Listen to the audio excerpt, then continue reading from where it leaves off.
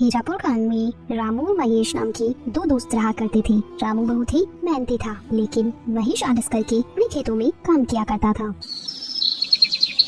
अरे वाह रामू, मैंने सुना है इस साल तुम्हारी बहुत ही अच्छी फसल हुई है। हाँ काका, इस बार मेरी बहुत अच्छी फसल हुई है। फसल बेचने पर मुझे बहुत अच्छा मुनाफा होगा। बेटा, तुम्हारे खेत में कुल कितनी बोरी फसल हुई है? काका, 5 एकड़ जमीन पर कुल 150 बोरी हुई है। ठीक है काका, चलो मैं चलता हूँ, मुझे आज अनाज को बेचने के लिए जाना है। ऐसा कहकर रामू वहाँ से चला जाता है।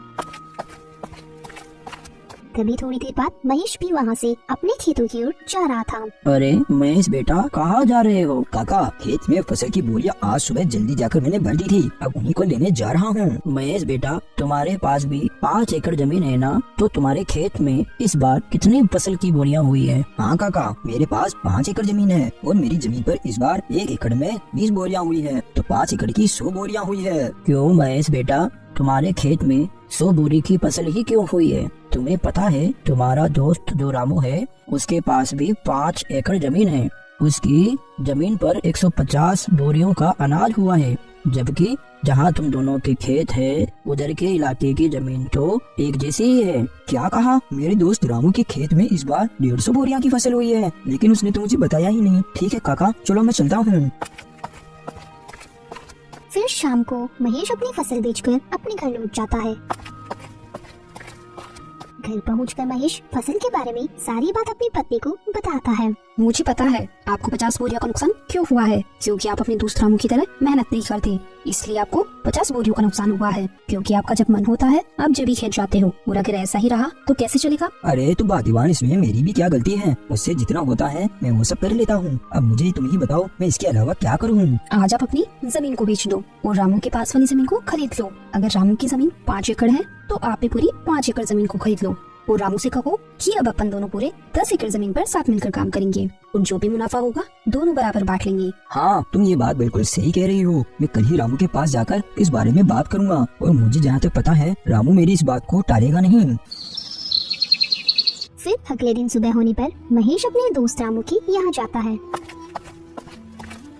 और भाई रामू, कैसे हो तुम? महेश भाई, मैं अच्छा हूँ, तुम बताओ, तुम सुबह सुबह यहाँ कैसे आ गए? रामू, अपन दोनों बचपन के बहुत अच्छे दोस्त हैं, तो मैं सोच रहा था कि मेरी जमीन को मैं बेच दूं और तुम्हारी जमीन के पास ही जमीन खरीद लूं, वो भी तुम्हारी जमीन के बराबर, पूरी 5 एकड़। हाँ हाँ महेश भाई, खरीद लो, ये तो बहुत ही अच्छी बात है, मुझे भी मेरा एक अच्छा पड़ोसी मिल जाएगा। लेकिन रामू, अगर तुम्हें ऐतराज ना हो तो अपन दोनों मिलकर तुम्हारी और मेरी जमीन पर खेती करें, क्योंकि दोनों अलग अलग मेहनत करने से अच्छा है दोनों एक जगह ही मेहनत करें, इससे अपन दोनों को अच्छा मुनाफा भी होगा। हाँ हाँ महेश भाई, मुझे इस बात से कोई एतराज नहीं है। चलो अपन सेठ मनीराम के यहाँ चलकर जमीन को खरीदने और बेचने की बात करते हैं, क्योंकि मेरे खेत के पास की जमीन सेठ मनीराम की है। फिर दोनों सेठ मनीराम के पास चले जाते हैं। सेठ जी, रामू के पास वाली जो जमीन आपकी है, मुझे उस जमीन को खरीदना है। तो खरीद लो, हमने कब मना किया है, लेकिन जमीन खरीदने के लिए पैसे लेकर आए हो। दरअसल सेठ जी, बात ऐसी है कि मैं अपनी 5 एकड़ जमीन बेचना चाहता हूँ और रामू के पास वाली 5 एकड़ जमीन खरीदना चाहता हूँ। तो खरीद लो, मुझे कोई दिक्कत नहीं है, लेकिन मेरी जमीन के बदले मुझे तुम्हारी जमीन और 5,000 रूपए चाहिए। लेकिन सेठ जी, मेरी जमीन भी तो 5 एकड़ की है और आपकी जमीन भी तो 5 एकड़ की है, तो फिर आप मुझसे 5,000 रूपए और क्यों मांग रहे हो? देखो भाई महेश, जमीन की समय के हिसाब से कीमत होती है, अगर तुम्हें लेनी है तो 5,000 रूपए दे दो, वरना कोई बात नहीं। ठीक है सेठ जी, चलो आप 5,000 रूपए और ले लेना, लेकिन आपकी वो जमीन मुझे दे दो। फिर महेश सेठ मनीराम से उसकी जमीन खरीद लेता है। फिर ऐसे ही कुछ दिन बीतने के बाद, सुनो भाई महेश, हमें कल से खेतों में हल चलाना होगा, इसलिए कल सुबह तुम तैयार रहना खेत जाने के लिए। अरे यार, हल चलाने में तो बहुत मेहनत लगती है, बैल के साथ साथ पूरे खेत में चलना पड़ता है। मुझे इस काम से बचने के लिए कोई ना कोई बहाना तो बनाना ही पड़ेगा। अरे सुनो भाई रामू, आज मेरी पत्नी के पिताजी का देहांत हो गया है और मुझे 12 दिन के लिए उनके वहाँ जाना पड़ेगा, और अगर मैं वहाँ नहीं गया तो अच्छा नहीं लगेगा।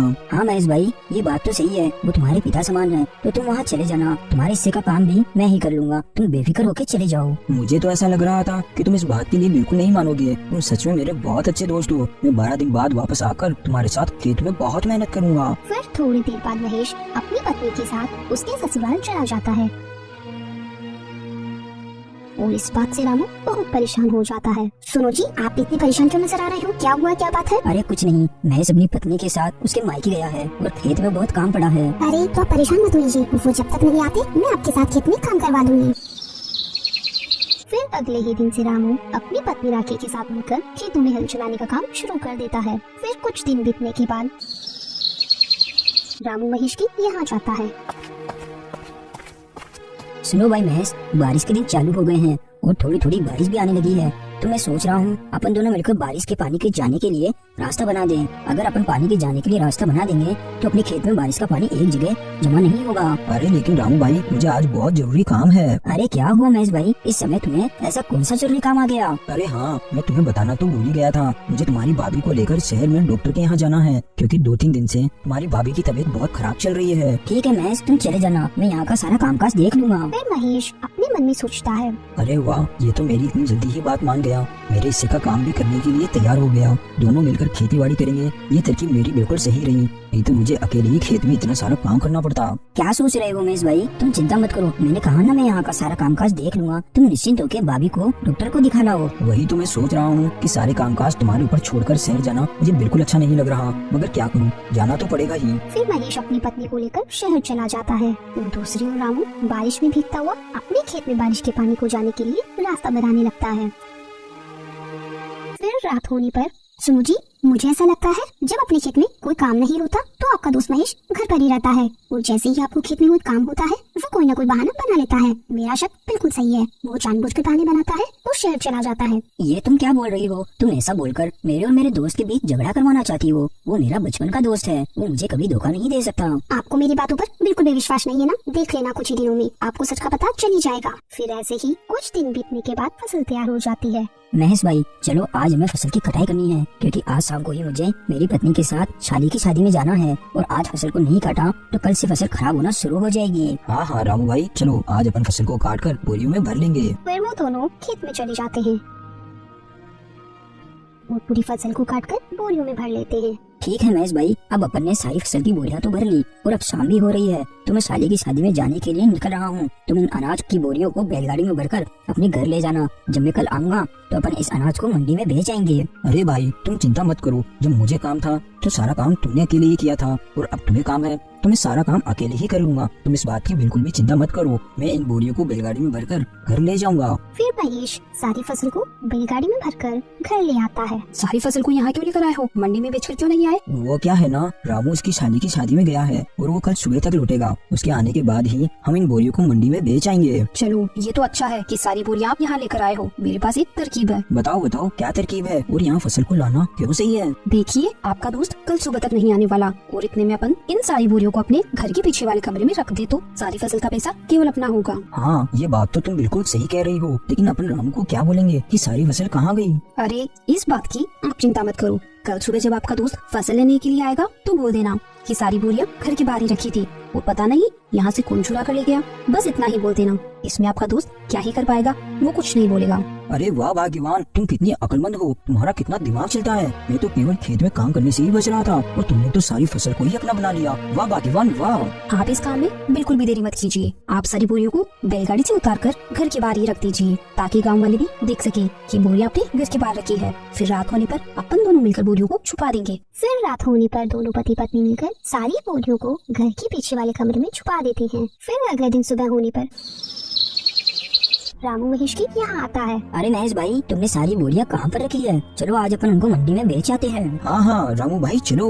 फिर वो दोनों घर के बाहर जाते हैं। अरे बाप रे, मैंने अनाज की सारी बोरियां तो यहीं रखी थी, कहाँ गई बोरियां? अरे महेश भाई, तुम ये क्या बोल रहे हो? कहाँ पर है सारी बोरियां? मुझे नहीं पता, मैंने सारी बोरियां कल शाम को यहीं लाकर रखी थी। मैंने सोचा था कि यहीं से सारी बोरियां उठाकर अपन मंडी में बेच आएंगे, लेकिन अब क्या करेंगे, अपनी सारी बोरियां तो चोरी हो गई। क्या अपनी सारी अनाज की बोरियां चोरी हो गई? हाँ, ये चोरों का ही काम है, नहीं तो यहाँ पर रखी हुई बोरियां भला कौन लेकर जाएगा? महेश भाई, तुमने ये क्या किया? पूरे 6 महीने की मेहनत को तुमने चोरों के हाथों में सौंप दिया। मुझे तुमसे ये उम्मीद नहीं थी। अरे रामू भाई, ये तुम क्या बोल रहे हो? तुम तो ऐसे बोल रहे हो जैसे उस फसल में तुम्हारा अकेले का ही हिस्सा था, और मैंने चोरों को जानबूझकर वो बोरियां जैसे हाथ में दे दी हो। उस फसल में मेरा भी तो हिस्सा था, नुकसान मेरा भी तो हुआ है। हाँ, ये बात भी बिल्कुल सही है। चोर अपन दोनों का ही हिस्सा लेकर गए हैं, अपन दोनों को ये बहुत बड़ा भारी नुकसान हुआ है। चलो ठीक है, अब मैं अपने घर चलता हूँ। ऐसा कहकर रामू वहाँ से अपने घर चला जाता है। वो जाकर चुपचाप बैठ जाता है। क्या हुआ जी, आप इतने उदास क्यों नजर आ रहे हो? क्या बताऊँ मैं तुम्हें। फिर रामू अपनी पत्नी को सारी बात बता देता है। अरे तो कोई बात नहीं, आप चिंता मत कीजिए, अभी खेत में काम करने के लिए काफी समय है। जब तक आप अपने घर के बाहर वाले आंगन में सब्जियां लगाकर उन्हें बेचने का काम चालू कर दो। हाँ तुम ये बात बिल्कुल सही कह रही हो। मैं कब तक ऐसे ही हाथ पे हाथ धरा बैठा रहूंगा। घर बैठे रहने से कौन सा मुझे बैठे बैठे पैसा मिल जाएगा। फिर रामू सब्जियां लगाने के लिए अपने घर के बाहर के आंगन में खुदाई करने लगता है। तभी खुदाई करते करते उसे एक मटका दिखाई देता है। अरे ये तो सोने चांदी से भरा हुआ मटका है। ये तो मेरा अच्छा भाग्य है। अगर मेरी फसल चोरी नहीं होती तो मैं कभी यहाँ सब्जियाँ नहीं लगाता और ना ही यहाँ जमीन पर खुदाई करता। अगर इसमें से एक सोने का सिक्का भी बेच दिया तो मेरी फसल के बराबर मुझे पैसे मिल जाएंगे। फिर रामू अंदर जाकर सारी बात अपनी पत्नी को बता देता है। ये सब भगवान की ही कृपा है, क्योंकि आप बहुत मेहनती इंसान हो। मेहनत का फल हमेशा मिलता ही मिलता है। और उधर दूसरी ओर सुनो जी, आज रात को अपन इस फसल को मेरे भाई के यहाँ ले जाएंगे और रात में वहीं रुक जाएंगे। फिर कल सुबह इस फसल को शहर में ही बेच देंगे। हाँ हाँ तुम बिल्कुल सही कह रही हो, अपन ऐसा ही करेंगे। फिर रात होने पर महेश और उसकी पत्नी दोनों उस कमरे में जाते हैं तो देखते हैं उनकी सारी फसल की बोरियां खराब हो चुकी है। अरे ये क्या हो गया, अपन ने इनको यहाँ छुपाने से पहले ये तो सोचा ही नहीं कि अगर फसल को थोड़ी भी हवा नहीं मिलेगी तो सारी फसल खराब हो जाएगी। ये सब तुम्हारी वजह से हुआ है। जो अपन को अपने हिस्से में मिलने वाला था अब तो वो भी नहीं मिलेगा। चला गया अब अपने हाथ से सब कुछ। अब क्या करेंगे अपन दोनों, हमारा सब बर्बाद हो गया अब। तो दोस्तों हमें इस कहानी से यही सीख मिलती है कि हमें कभी भी किसी के साथ बुरा नहीं करना चाहिए, क्योंकि बुरा करने वालों के साथ बुरा ही होता है। और रामू बहुत ही मेहनती आदमी था तो उसे उसकी मेहनत का फल मिल ही गया। Thanks for watching.